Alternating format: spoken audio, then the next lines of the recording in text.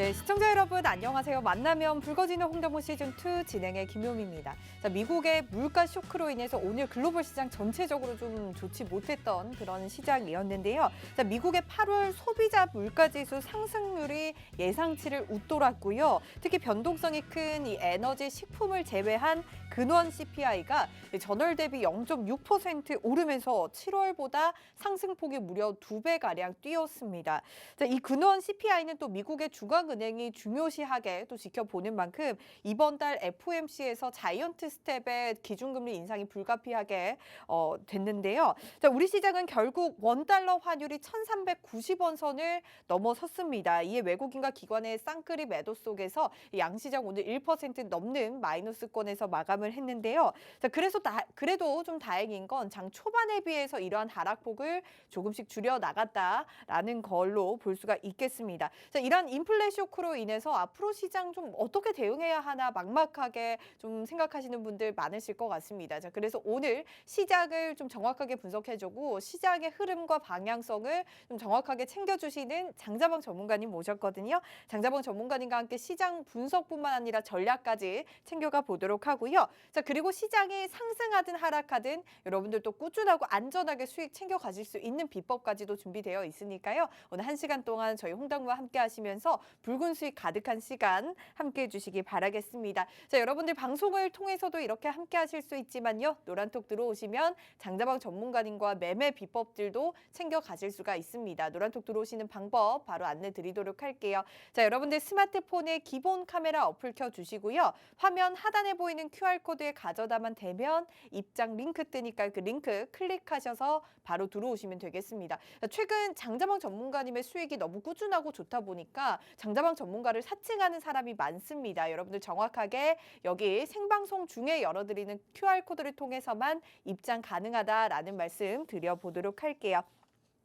자, 이제 장자방 전문가님 한번 만나보도록 하겠습니다. 자, 이번 시간은 현물 시장, 즉 주식 시장에 대해서 알아가는 시간인데요. 자, 특히 장자방 전문가님이 시장 아직까지 빠질 자리 남았다. 9월 중순에서 9월 말까지는 좀 지켜보자라고 계속해서 강조해 주셨던 만큼 오늘 시장 정말 맥을 추지 못하는 그런 모습 보였습니다. 자, 장자방 전문가님과 함께 지금 시장의 현 상황을 분석해보고 앞으로의 시장 전략 세워가 보도록 할게요. 장자방 전문가님 어서 오세요.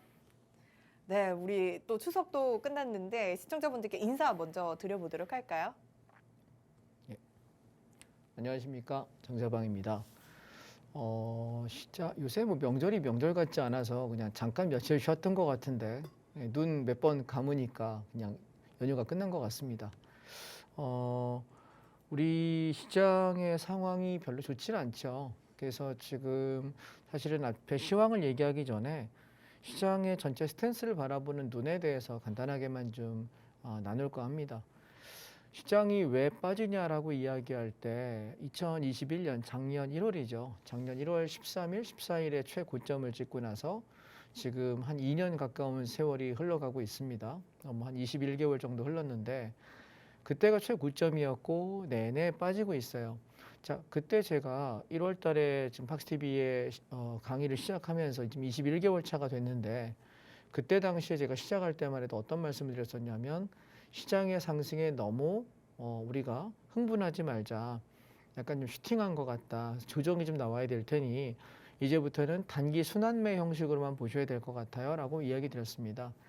근데 그 얘기를 1월 달에 1월 초에 제가 와서 첫 주, 둘째 주에 강의를 했었거든요. 근데 그 1월 첫째 주, 둘째 주만 생각하시더라도 앞으로 코스피 지수 5,000포인트 간다, 뭐 몇 년 내에 10,000포인트 간다를 외쳤어요. 그러니까 제가 강의하고 이 스튜디오에 나오셨던 분들이 전부 다 그렇게 외쳤어요. 저 빼고. 근데 재미있는 건 21개월이 지난 이후에 21개월 전에 계셨던 분은 지금 여기 단 한 분도 안 계십니다. 저 혼자 오랫동안 강의를 하고 있는데 이유가 뭐냐면 이 방송에서 손해를 끼치면 안 되지 않습니까? 그죠? 어떤 종목은 수익 났다고 막 자랑하지만 사실 뒤에 물린 종목들이 한 10개 있고 한두 개 수익 난 거를 자랑해가지고는 되지가 않아요. 왜냐하면 손바닥으로 햇빛 못 가리거든요. 근데 저는 조정적인 걸 알았기 때문에 10%에서 20%, 뭐 많으면 3, 40% 수익 나면 팔아먹고 하면서 제가 팔고 더 가는 것들도 많았습니다만 물리지 않게끔 매매하는 거에 초점을 뒀던 거예요. 사실 중요한 건 장세거든요. 우리가 여러분이 글쎄요, 뭐 이건 약간 정략 정치적인 우리가 병법이라고 얘기하죠. 어렸을 때 우리 그 선조들의 이야기를 들으면 병법서에는 이렇게 얘기합니다. 전쟁을 할 때 가장 중요한 것이 무엇이냐라고 묻는다면 사실 지리적 요충입니다. 무슨 얘기인지 이해되실까요? 그래서 지금 내가 전체적인 이 흐름 안에 내가 어디쯤에 위치해 있느냐, 그래야 내가 여기서 매복을 해서 숨을 것이냐, 전공법을 택할 것이냐, 일단 후퇴하고 피할 것이냐를 결정합니다. 그런데 경제 사이클 안에서도 우리나라의 전략적인 위치가 되게 중요해요. 가만히 생각해 보십시오. 대한민국이라는 나라는 한반도 끄트머리에 있는 조그마한 땅덩어리입니다. 그런데 전체를 바라봤을 때 우리가 저기 미국과 이쪽 유럽 쪽에서 서방 국가의 에너지가 있고요. 여기는 자유민주주의를 택하는 나라고요. 그 다음에 지금은 이제 없어졌죠. 소련이라고 했죠. 소비에트 공화국이라고 하는 러시아 대륙이 있죠. 거기는 사회주의 국가를 하고 있습니다. 그 밑에 바로 뭐 있습니까? 큰 중국이 있습니다. 그러면 이 소비에트 연방공화국, 소련이라고 하는 옛날 러시아라는 나라와 중국이라고 하는 이 나라는 사회주의 국가로서 힘을 막 갖고 있어요. 그래서 근데 한국 전쟁이 났을 때 사실은 한국의 전쟁이 아닙니다. 왜냐하면 이 사회주의 세력들이 북한 쪽을 영역을 가지고 야, 사회주의가 훨씬 좋은 거야 라고 계속 강조했기 때문에 세뇌가 되면서 그래? 그러면 우리가 사회주의를 통일을 한번 해보자. 전쟁 시작이 된 거고, 우리나라는 뭐 모르겠다. 미국에서 자유민주주의 국가가 들어오면서 야, 자유민주주의 국가를 잃게 놔두면 안 돼라고 하면서 미국이 우리를 도와줬습니다. 그런데 생각해 보시면 과연 미국과 과연 중국, 과연 러시아라는 이 삼강의 나라들이 우리가 이뻐서 도와줬을까요? 아닐 거라고 생각합니다. 왜냐하면 세계 경제는 결국은 패권은 이익권입니다. 이익권이요. 무슨 얘기인지 이해되세요? 그 왜 제가 역사 얘기까지 여기서 꺼내냐면 지금 글로벌 이 금융 시장 자체도 우리가 미국과 혈맹이고 동맹이라고 얘기하고 또 뭐 중국이나 러시아는 그보다 좀 덜 친하게 지내지 않습니까? 그런데 이게 왜 그러냐면 철저하게 이해관계입니다.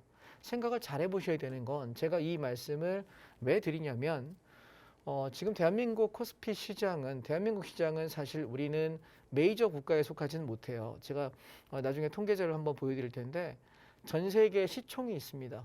전 세계에 있는 모든 나라의 증시가 상장되어 있는 시총을 다 뒤졌을 때 대한민국이 차지하는 비중은 2%에서 2.5%예요. 1.8%에서 2.5%밖에 되지 않습니다. 그러면 재밌는 게 뭐냐면 한국 증시 전체 시총 하나를 이거보다 더 큰 종목 하나가 뭐냐면 애플이에요. 우리가 아이폰 만드는 애플 있죠. 애플 하나만 갖다 놔도 대한민국 코스피, 코스닥 2,400여 개 종목을 몽땅 합쳐도 시총이 이거보다 작습니다. 그렇다면 우리가 살아남을 수 있는 방법은 뭐가 있냐면 제일 센 놈에게 붙어서 같이 가는 거예요. 그런데 지금 한국 정치와 경제가 사실 좀 위태하다는 생각을 합니다.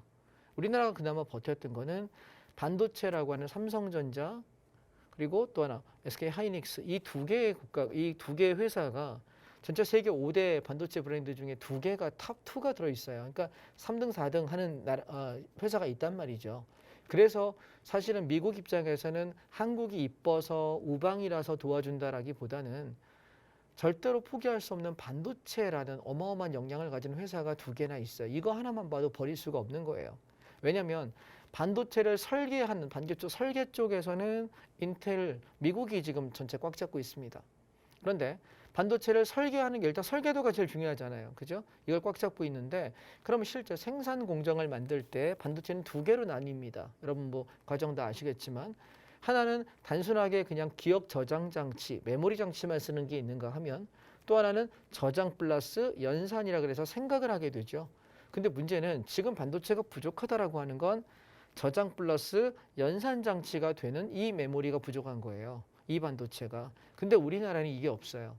그래서 얘는 TSMC라고 하는 대만에 있거든요.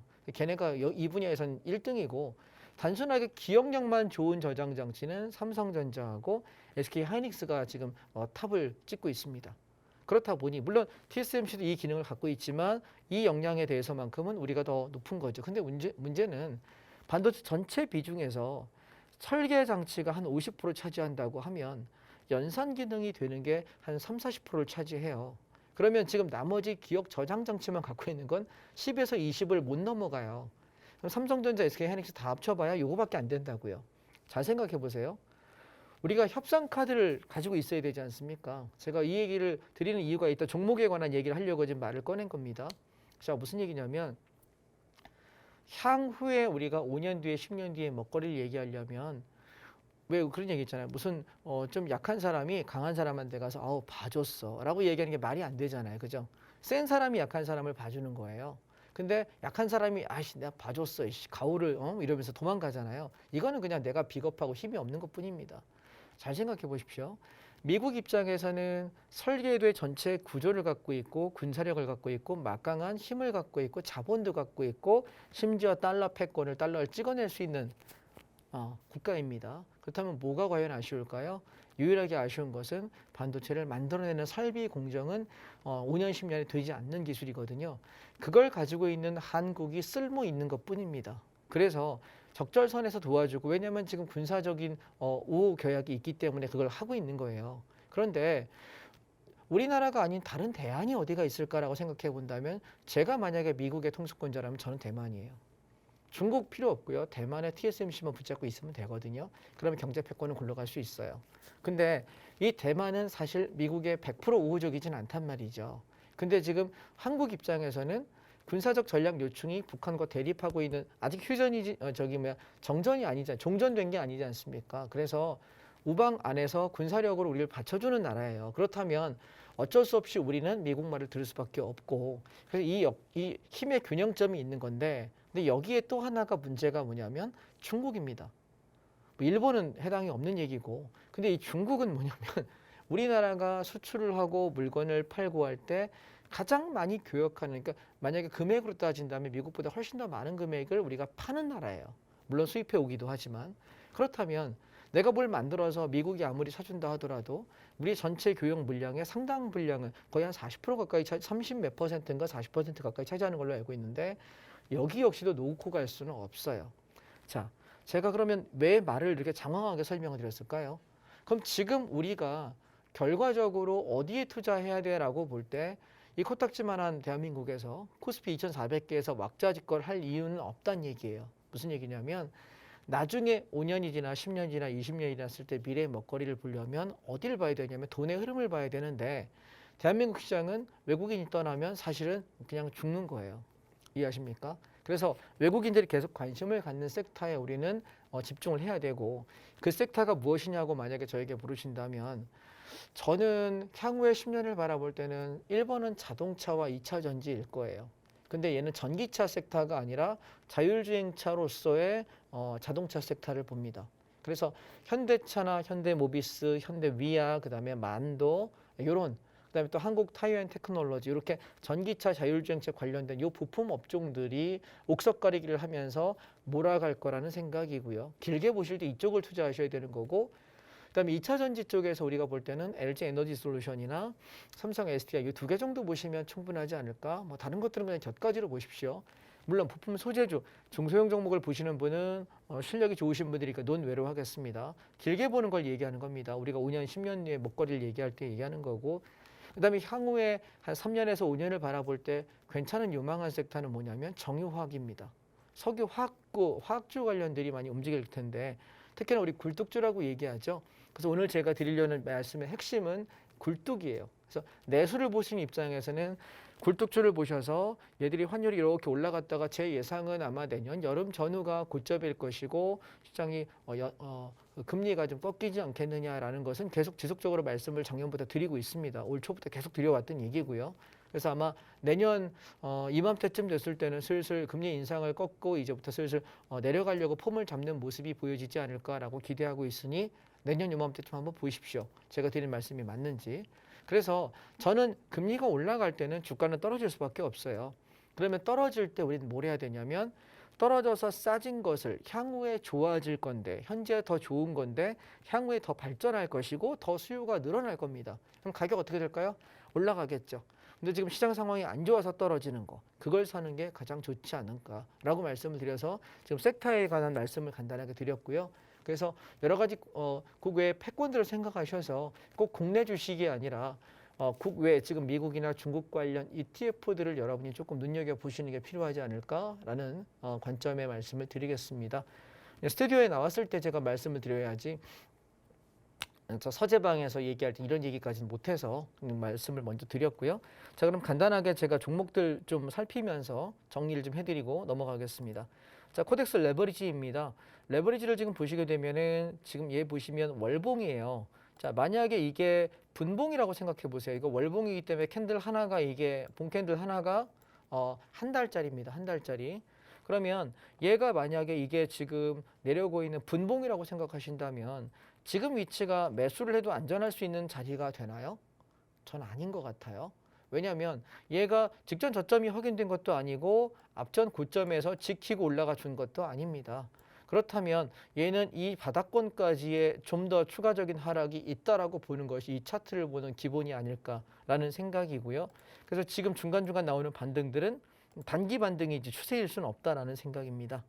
자, 주봉을 보시게 되면 주봉은 이거 캔들 하나가 일주일을 얘기합니다. 일주일을 얘기합니다. 이거 하나하나가 일주일 지나는 거라서 마찬가지로 이렇게 올랐다가 얘는 꺾이고 있는데 내려왔다가 올라왔다가 하나 지키고 한 단, 그 다음에 내려왔다 올라갔다 한 단, 그 다음에 내려갔다 올라갔다 한 단입니다. 그래서 지금 저는 뭘 보냐면 한 사이클만 더 빠지면 단기적으로 반등을 할 수 있는 에너지가 있겠다라는 생각입니다. 그래서 지금 현재 한 사이클이 빠지기 전에는 저는 공격적인 배팅을 못하겠다라는 말씀을 다시 한번 드리고요.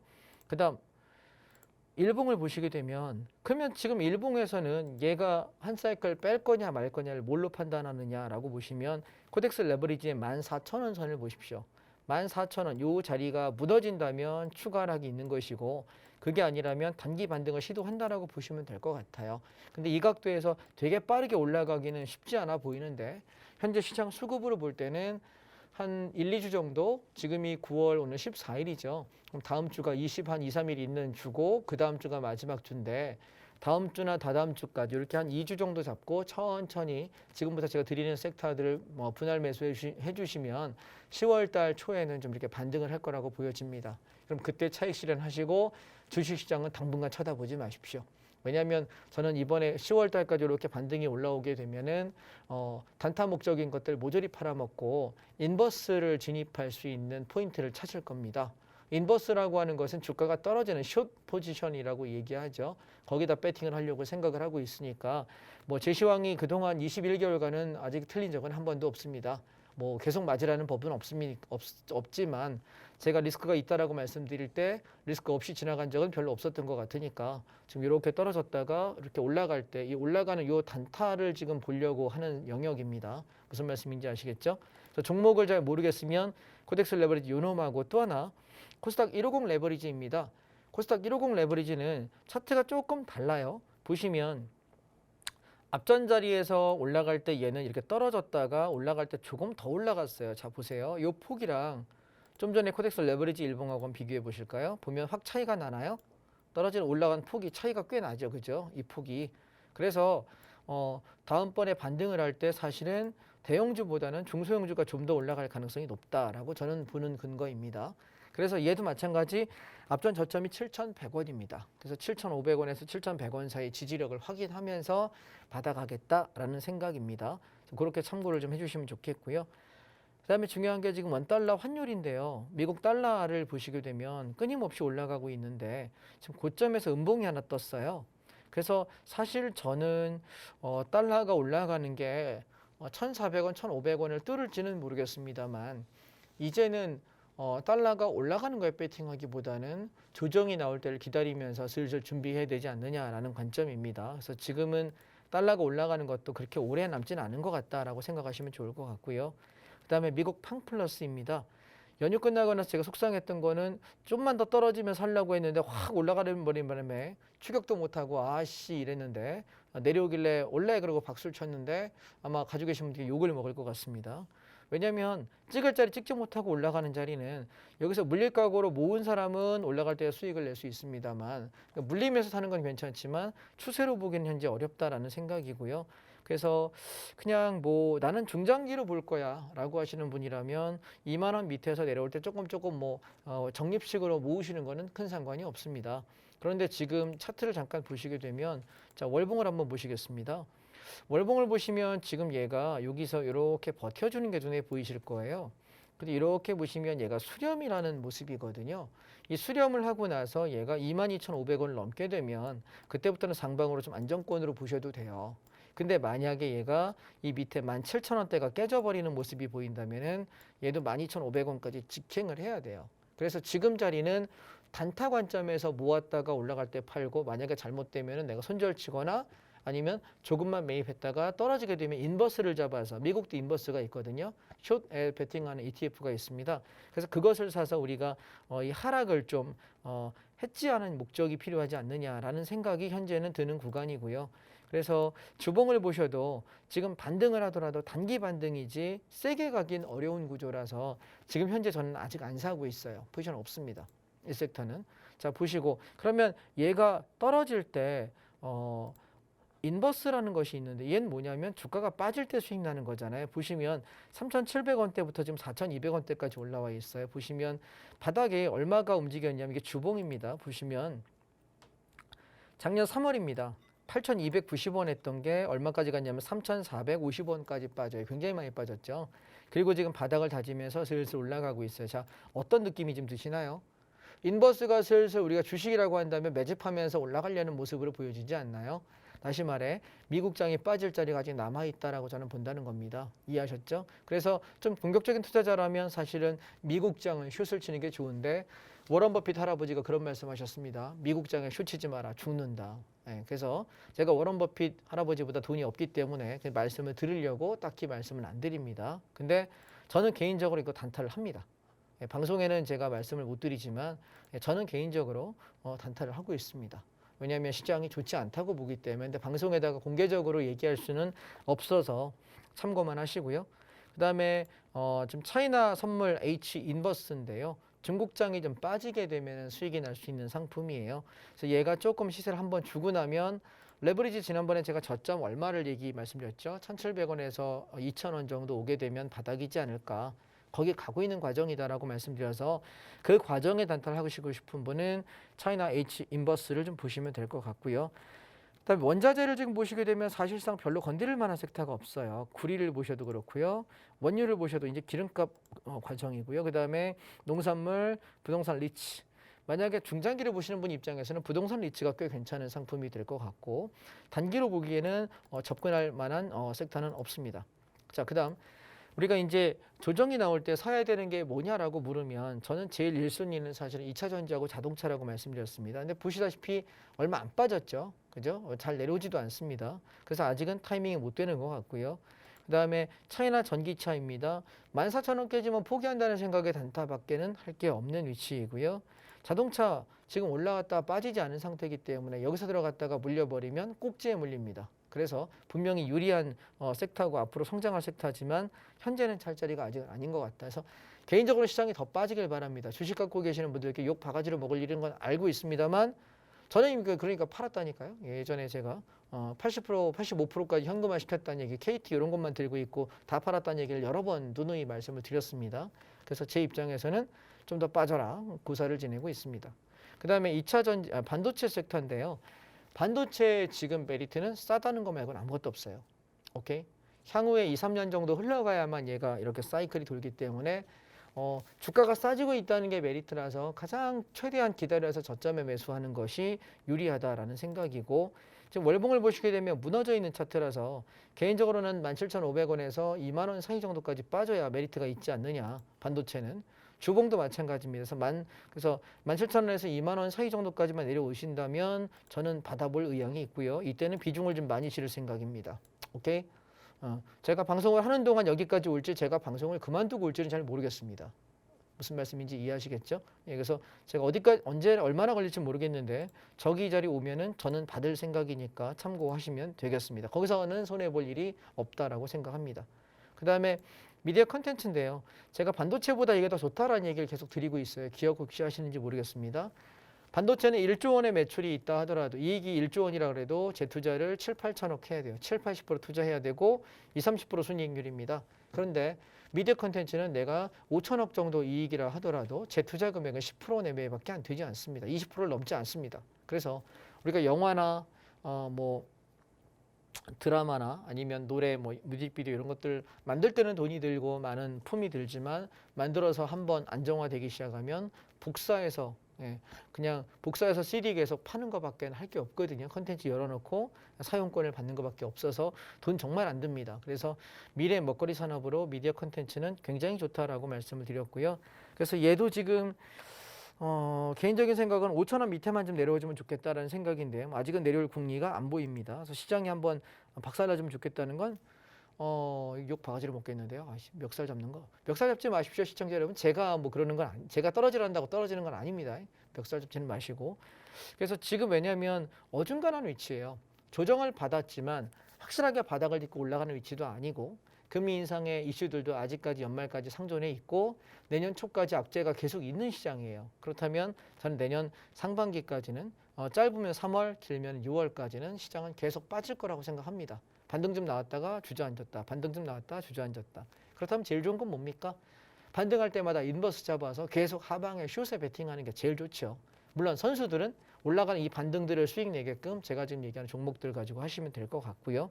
그 다음에 또 하나 메타버스인데요. 얘는 지금 완전히 바닥을 박박 기고 있어서 조금만 더 움직이면 조금만 더 보고 들어가려고 합니다. 메타버스는 사실 바닥을 기는 상태라서 지금부터 사도 아무 문제는 없다라고 생각합니다만 시간은 좀 걸릴 거고요. 자, 그 다음에 제가 오늘 여러분께 드리고 있는 건 자, 여기다 별표 한 100만 개쯤 치시기 바랍니다. 에너지 화학입니다. 자, 종목 코드. 자, 우리 효미 아나운서 열심히 메모해 놓으세요. 종목 코드는 117460입니다. 117460. 자, 현재 이 종목은요. 코덱스 에너지 화학이라고 하는 종목인데 앞으로 여러분 향후에 한 3년에서 5년 정도의 먹거리 산업으로 굉장히 유망합니다. 오케이? 그래서 얘는 조정이 나왔을 때 글쎄요. 많이 내려오면 10,000원에서 12,000원 정도라고 생각하는데 거기까지 올지는 모르겠습니다. 그래서 지금 째려보고 있는 중이고요. 좋은 타이밍만 온다면 전 여기다 비중을 좀 많이 잡을 생각입니다. 그래서 10,000원 초반대까지만 내려오지면 감사합니다라고 생각하고 있는데 아직은 오지 않습니다. 제가 여러분들께 주식을 보면서 이 ETF에서 제일 중요한 게 뭐라 그랬죠, 여러분? 기억나십니까? 구성 종목에 관해서 우리가 공부하는 게 되게 중요하다라고 말씀을 드렸습니다. 시간이 좀 있으니까 하나하나 좀 살펴보겠습니다. 전문가님이 혹시 그 초반에 강의 초반에 말씀하셨던 이 정유화 굴뚝주 관련한 종목일까요? 맞죠, 당연하죠. 네. 예, 그래서 좀 보시게 되면 여기 보시면 자, 제가 종목을 조금 차트를 키워서 보여드리겠습니다. 제 컴퓨터가 아니다 보니까 네, 에너지 화학에 대한 구성 종목을 예, 저희가 찾아가고 지금 있고요. 보시게 되면 네. 에너지 구성 종목 중에 그럼 제일 비중이 높은 것이 뭐냐면 LG화학이에요. 제가 왜 맨날 LG화학 얘기하는지 여러분 이해하실 수 있을까요? 두 번째가 SK이노베이션입니다.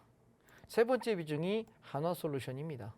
자, 그러면 우리가 1등만 기억하는 더러운 세상 아닙니까? 그죠? 그래서 1, 2, 3등만 보세요. 딴 거 보지 마시고. 물론 선수들은 요 밑에 있는 나머지 종목들을 보실 수 있습니다. 뭐 SK 아이테크놀로지도 있고 에코프로도 있고 금호석유, SKC, HD 현대, 그다음에 롯데케미칼 있습니다. 그런데 보통 돈이 몰리는 거는 그 업종의 대표주 1등, 2등에 거의 몰리고 거의 1등에 다가고요. 나머지 분산됩니다. 그래서 저는 개인적으로 여러분이 정유화학을 보실 때 어디까지 살필 수 있냐면 LG화학, SK이노베이션, 한화솔루션 이 세 개만 보셨으면 합니다. 시청자 여러분 이해하시겠죠? 그래서 나중에 여러분이 한 3년쯤 5년쯤 지난 뒤에 제가 드린 이 종목들이 빠졌다가 올라갈 때 얼마나 파워가 있게 가는지 한번 살펴보십시오. 그러면 한 3년쯤 5년쯤 지난 뒤에 아 옛날에 이거 얘기해줬던 사람이 방송에 출연했었는데 그 사람 지금 뭐하고 살라나 자 고맙다라고 아마 생각하실 거예요. 이해하셨죠? 그래서 아마 뭐 제 마지막 선물이지 싶습니다. 이 섹터에 관한 말씀들은. 그래서 다른 거 보지 마시고 이것만 보셔도 여러분이 손해볼 일은 아마 결단코 없을 겁니다. 길게 보실 때 매우 좋은 섹터다라는 거. 그래서 종목을 다 고르기 힘드시다면 지금 종목 코드 이 종목입니다. 에너지화학 117460입니다. 네, 460. 예, 이 종목을 여러분이 집중하셔서 보시면 좋겠고 10,000원 초반대까지 내려왔을 때 사놓고 뚜껑 덮으세요. 쳐다보지 마세요. 아시겠죠? 예. 10,000원 초반까지만 내려오면 그 밑에서 살살 매집하시다가 보시면 되겠고 아 참 까먹을 뻔했네. 아직 방송이 끝난 게 아니죠. 여러분 저기 혹시 핸드폰 있으십니까? 예. 핸드폰을 계속 떠돌다가 강의만 하고 앉았네요. 핸드폰을 꺼내셔가지고 요 카메라 여기 보시면 화면 밑에 오른쪽 하단에 QR 코드가 있습니다. 거기다 이렇게 카메라 기능을 켜가지고 이렇게 갖다 대시게 되면은 제가 운영하고 있는 단톡방이 있습니다. 단톡방에 들어오실 수가 있거든요. 그래서 단톡방에 들어오시면 이 안에서 제가 언제 사고 팔고 어떻게 운영하고 하는지에 관한 제 의견들을 같이 공유해요. 근데 제 톡방에는 하루 종일 가도 말이 한마디도 없습니다. 그 다른 단톡방들은 막 시끄럽고 잡담이 많아서 보기도 피곤하고 그러지 않습니까?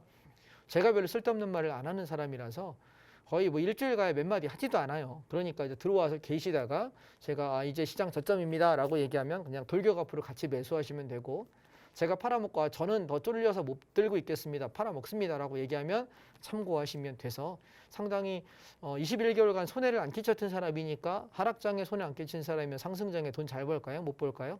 훨씬 더 많이 벌겠죠?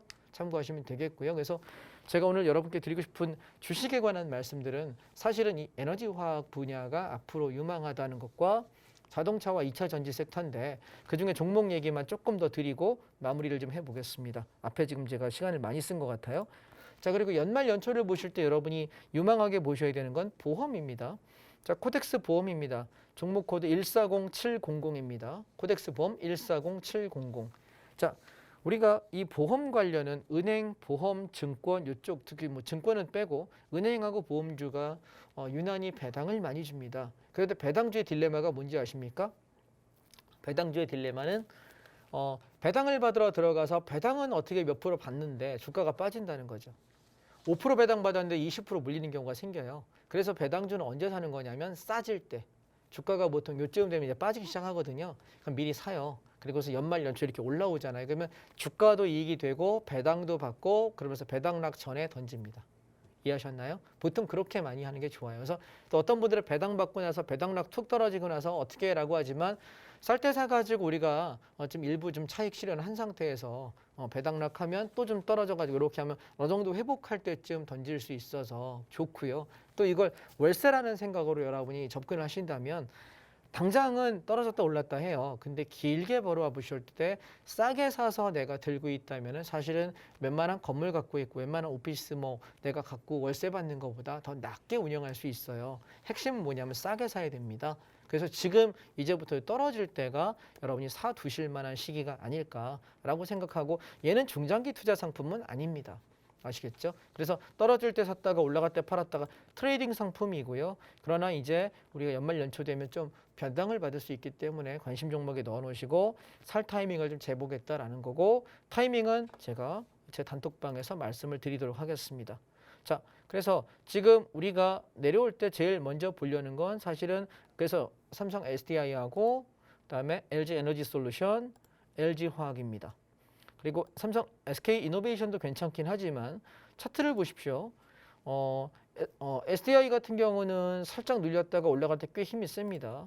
그런데 LG 에너지 솔루션은 보면 조정다운 조정도 없습니다. 자, 무슨 얘기냐면 저에게 만약에 5년 뒤에 10년 뒤에도 계속 보유할 종목이 2차 전지 섹터에서 뭐가 있냐라고 저에게 물으신다면 저는 LG 에너지 솔루션 한 종목만 원픽하겠습니다. 오케이? 그다음 두 번째, 화학 분야에서 뭘 누리고 싶냐고 저에게 만약에 물어보신다면 한 종목만 찍어라 그러면 저는 LG 화학입니다. 답되실까요? 그래서 종목군을 계속 제가 언급해 드리는 건 사실 지금 뭘 살 타이밍이 없어요. 이해하십니까? 그래서 공부시키는 겁니다. 살 타이밍이 없습니다. 그래서 왜 이걸 봐야 되고 앞으로 향후에 어떨 거란 얘기를 저는 여러분께 지금 하락장에서 드리는 것이고, 타이밍이 그렇게 설명하다가 매수할 타이밍이 오면 그때 말씀을 드리도록 하겠습니다. 지금 사시면 100% 물립니다. 네, 뭐 물을 드시고 싶으신 분은 사시면 조용히 물을 드실 수 있거든요. 지금은 아니다라는 말씀을 드리고 싶고요. 그래서 정유화학 이쪽 분야도 보시면 SKC 거의 바닥을 그냥 기고 있죠. 그다음에 S-오일 별로죠. 한국셰일석유 별로입니다. 한솔케미칼 뭐 그냥 그렇고요. SK케미칼, 한전 거의 죽을 쓰고 있죠. 그죠? 그래서 에너지화학이 좋다고 지금 사라는 의미가 아니에요. 앞으로 좋을 섹터에 관한 말씀을 드리는 것이고, 그다음 또 하나 마지막으로 이제 반도체만 봅시다. 자, 반도체 섹터에서 SK 하이닉스인데요. 오늘 떨어졌다가 살짝 반등에 단타 치는 건 괜찮습니다만 단타 목적이 아니라면 떨어질 때마다 조금 모아 가시는 것은 9월 말경까지 샀다가 10월 달 반등할 때 팔아먹는다 전략은 유효합니다. 종목을 원픽하자면 SK 하이닉스와 DB 하이텍 이 두 종목은 그렇게 관점에서 접근하시면 어떨까라는 생각이고 반도체 관련 종목이 상당히 많이 있습니다만 물론 이 중에 세력주라면 뭐 동진세미캠이나 ENF 테크놀로지 같은 종목들도 있고 그다음에 두산 피어셀도 꽤 괜찮은 세력 종목이긴 합니다. 또한 한미반도체나 솔브레인 홀딩스도 꽤 좋은 종목입니다. 그런데 거기까지 가기엔 너무 확장하는 것 같아서 저는 그 정도. 자, 마지막으로 자동차만 보겠습니다. 자, 자동차 보시게 되면 현대차, 현대위아, 모비스. 근데 저는 위아가 낫다. 모비스는 이거보다 좀 덜하다라고 말씀드렸고요. 왜? 분사하잖아요. 저는 종목을 이렇게 분리하는 거는 연구개발만 하겠다 그러면서 엄한 얘기를 자꾸 하는 곳은 그냥 제외하겠습니다. 그 다음에 만도도 괜찮은데 저는 원픽은 위아입니다. 위아가 가장 전 낫다라고 패턴상은 좋아 보이고요. 그 다음에 또 하나는 한국 타이어앤테크놀로지 타이어를 좀 사고 싶은데 싸지 않아서 지금 못 사고 있습니다. 그래서 지금 계속 말씀드리고 있는 종목들을 여러분이 보시면 각 섹터별로 그냥 한두 종목씩만 하나씩만 선택하세요. 만약에 못 선택하시겠으면 말씀드린 섹터별 ETF 있죠. 떨어질 때마다 꾸준히 분할로 사놓으시고 반등 이렇게 줄 때 10월 달에 팔고 한번 나오시면 그 다음에 장이 빠질 때까지 한참을 몇 달 기다리셔야 될 거예요. 그래서 내년 상반기에 산 거는 최하 1년 이상은 안 쳐다보셔야 돼요. 쳐다보시면 무조건 털립니다. 계속 바닥 다지기 하고 흔들기 때문에 무슨 말씀인지 이해하실까요? 내년 3월에서 6월 달에 살 때는 그때 사는 바닥에서는 사서 못해도 6개월 1년은 아무 짓도 하지 말고 들고 계십시오. 그래야 돈 벌어요. 이해하셨죠? 그냥 부동산은 사면은 최하 2년은 들고 있는 이유가 뭔지 아십니까? 양도세 엄청 비싸죠. 취득세 비싸죠. 그다음에 종부세 비싸죠. 그렇기 때문에 최하 2년 이상은 들고 가지 않습니까? 그 시기가 언제냐면 주식시장에서는 내년입니다. 오케이? 내년 상반기. 그래서 제가 오늘 주식 얘기를 쭉 한번 드렸는데 뭐 도움이 되셨는지 모르겠습니다. 사실은 투자자 관점에서 보시는 분은 제가 하는 얘기가 진짜라는 걸 아셔서 아, 저 사람이 진짜 돈을 버는 사람이구나, 돈이 있는 사람이구나, 자기 정말 돈을 버는 사람이구나를 아실 수 있을 것이고 만약에 종목에 뭐 매수매도 타점을 원하시는 분이라면 뭐요, 뭐 하나만 한 소리 떠들고 있어라고 하실 수 있습니다. 그러니까 어느 관점에서 보시느냐에 따라 다르겠고요. 종목 한두 개 뭐 추천하고 안 하고는 아무 의미 없습니다. 왜냐하면 그거 여러분 관리 못하시면 뒤늦게 탔다가 괜히 물립니다. 그래서 지금 말씀드렸던 섹터들 제가 단톡방에다가 8월 30일 날 종목을 드렸거든요. 그러니까 이것들 떨어지면 사세요라고 올려놓은 게 있어요. 그게 오늘부터 사자라고 제가 말씀드렸어요. 오늘부터 매수 개시. 그래서 9월 말 정도까지 분할로 조금 사자. 떨어질 때만. 비쌀 때 사지 마시고 아직 안 떨어진 종목들이 많아서요. 떨어질 때마다 조금 사다가 제가 9월 말 안쪽에 바닥이 확인되고 올라가는 게 확인되면 자 요거 물량 이만큼씩 채워서 살게요라고 톡방에다 말씀을 드릴 거예요. 그러니까 톡방에 오늘 꼭 들어오셔서 하시면 좋겠습니다. 아시겠죠? 네. 그러면 주식에 관한 얘기는 여기까지 정리하겠습니다. 감사합니다. 네, 글로벌 경제 상황을 거시적으로 거시적인 시각으로 분석을 해주시고요. 관련한 섹터와 종목들의 흐름까지도 짚어주셨는데요. 자, 단기적으로 봤을 때는 노란톡에 올려주신 좋은 종목들을 지금부터 2주간 분할 매수를 통해서 10월 초에 단기간으로 수익을 내고 내년 3월 초까지는 시장의 하방에 베팅을 할 것이다라고 말씀 주셨고요. 자, 그리고 그 외에 연말 연초에 좀 좋은 섹터로는 보험 ETF가 있다라고 챙겨주셨습니다. 자, 뿐만 아니라 좀 장기적으로 봤을 때는 뭐 자동차 섹터, 2차 전지 뿐만 아니라 가장 중요하게 보시는 정유화학 이런 굴뚝주 같은 에너지화학 좀 장기적으로 3년에서 5년 정도 보면 좋을 것이다라고 말씀을 주셨고요. 특히 에너지화학이라는 ETF는 10,000원 초반부터 매집을 해가자라고 아주 디테일하게도 챙겨주셨습니다. 자, 혹시 지금 단기적으로 좀 매집해야 될 앞으로 2주간 매집해야 될 종목들이 좀 궁금하다 하신다면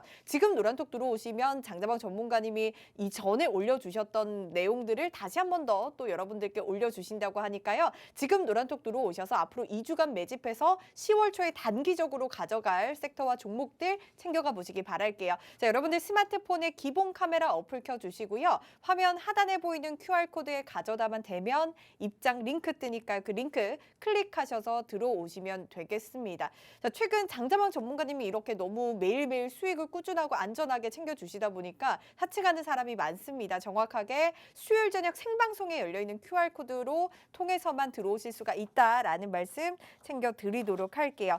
자, 이번 시장에는 오늘 같은 시장에서도 수익을 낸 선물 옵션에 대한 전략들 알아가 보도록 하겠습니다. 자, 특히 오늘같이 시장이 하락할 때는 주식시장에서는 우리가 손 놓고 아무것도 할 수가 없거든요. 하지만 이 선물 옵션에서는 시장의 하방에 베팅을 할 수 있기 때문에 여러분들 꾸준하고 안전한 수익 챙겨 가실 수가 있습니다. 이렇게 좀 양방향으로 수익을 낼 수 있는 것이 바로 선물 옵션이다라고 말씀드릴 수가 있는데, 장자봉 전문가님이 이러한 선물 옵션으로 어떻게 또 매일매일 수익을 챙겨가는지 최근에 우리가 수익 낸 차트들로 통해서 한번 알아가 보도록 할게요. 자, 전문가님, 선물 옵션에 대해서 아마 모르시는 분들이 많으실 것 같아요. 먼저 기본 개념부터 좀 알아가 보도록 할까요?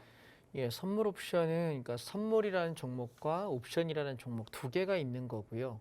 그리고 방향성은 상승과 하락입니다. 그러면 선물 입장에서 올라가는 것과 내려가는 것, 옵션 입장에서 올라가는 것과 내려가는 것, 네 개의 경우일 수밖에 없습니다. 종목을 보시면 2,400여 개가 있어서 2,400개가 오르고 내리는 4,800개의 경우의 수가 있는데 선물 옵션은 네 개밖에 없는 거예요. 근데 그나마도 그냥 시장이 오르냐 내리냐 두 개의 경우 수 중에 내가 찍기만 하면 되는 거라서 사실은 훨씬 편하거든요. 자, 무슨 얘기냐면 어렸을 때 여러분 동전 짤짤이 혹시 해보셨습니까? 학교 다닐 때 이렇게 동전해가지고 홀 짝 찍어 그러면 거기다 500원 걸고 1,000원 걸고 이런 걸 중고등학교 때 한 번씩 하지 않습니까? 그러면 홀과 짝만 찍는 거는 그나마 승률이 높습니다. 그런데 자, 홀 7개, 뭐 짝 5, 뭐 4개 이렇게 찍는 건 진짜 어려워요. 거의 못 맞춥니다. 왜냐하면 경우의 수가 많아지기 때문에. 그래서 우리가 단순하게 방향만 보는 것은 훨씬 심플해서 제가 방향에 대한 개념을 좀 잡아드리면 기준가라고 하는 것을 가지고 저는 기준 세워서 먼저 매매를 해요. 화면을 먼저 보시겠습니다. 자, 기준가를 지킨다면 시장이 상승하기 때문에 선물을 매수 진입한다. 그래서 올라가는 폭의 수익을 낸다라고 이야기합니다. 이때 선물은 매수라는 걸 하지만 반대로 옵션하는 사람은 뭘 하게 되냐면 콜 옵션이라고 하는 것을 삽니다. 그래서 상승 방향은 우리가 그래서 콜장이라고도 불러요. 상승 콜 옵션을 매수한다. 그다음에 선물은 매수한다. 요 두 개가 세트구나라고 기억하시면 될 것 같고요. 반대로 시장이 빠지면 기준이 되는 지킬 가격이 무너지게 되면 장은 어떻게 됩니까? 하락하게 되죠.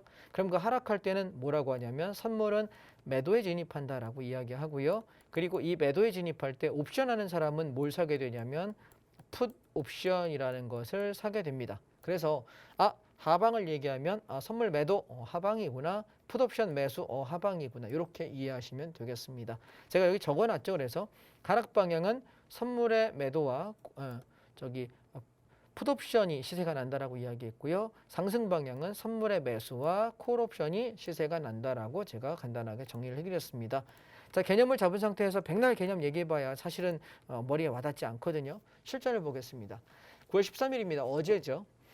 연휴 때 갭상승해서 엄청나게 올라갔는데 시작과 동시에 지금 보시면 되게 많은 분들이 상당한 수익을 내는 게 보이실 겁니다. 재밌는 건 저 많은 분들이 단 한 분도 겹치는 사람이 없다는 겁니다.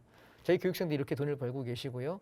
자, 순간순간 수익 인증이 올라오시는데 3시 4분에 이분은 매매 자금을 1,000만 원 정도 가지고 운영하시는 분이에요. 1,000에서 1,500 정도. 그런데 어저께 당일날 수익 금액이 1,260만 원입니다. 그러면 어저께 1,000만 원 정도 수익 가지고 하셨으니까 원금의 2배 정도 수익을 내신 거거든요. 3시 4분에 제가 운영하고 있는 이 톡방에 올라온 인증글에서 속일 수가 없습니다. 이거 보시는 분들이 워낙 많기 때문에. 자, 그다음에 또 이분은 이제 초보자신데요.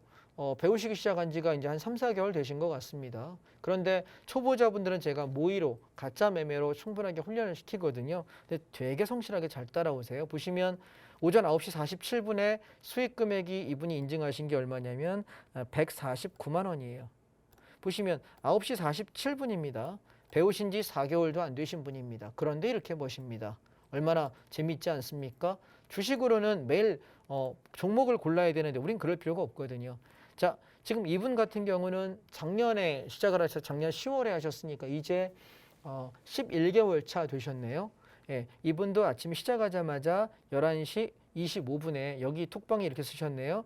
절반은 청산했고 반청, 절반은 챙겼고 나머지 들고 있다.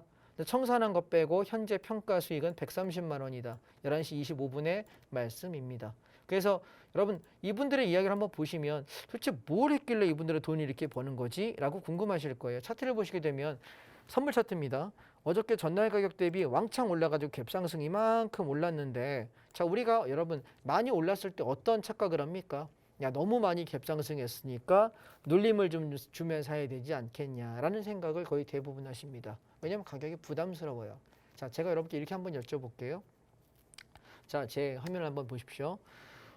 우리가 보통 가격을 볼 때 이렇게 내려오면 이 가격을 지지가라고 이렇게 눌림목에서 매수를 합니다. 자 차트를 보시게 되면은 얘가 이렇게 내려오면 여기서 지키는 가격이야. 난 이렇게 지지가에 눌림목이 이렇게 매수합니다. 이 가격이 지키는 가격이야. 그래서 지지가야라고 보통 얘기를 하고 실제 이렇게 나면 여기 더 이상 못 오르잖아요. 아 여기는 더 못 오르는구나. 이걸 저항이라고 얘기해요.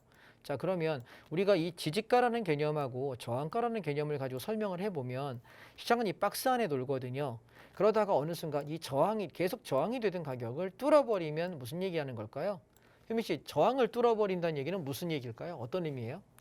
저항을 뚫어버리는 건 저항대가 또 달리 설정이 돼야 되지 않나요?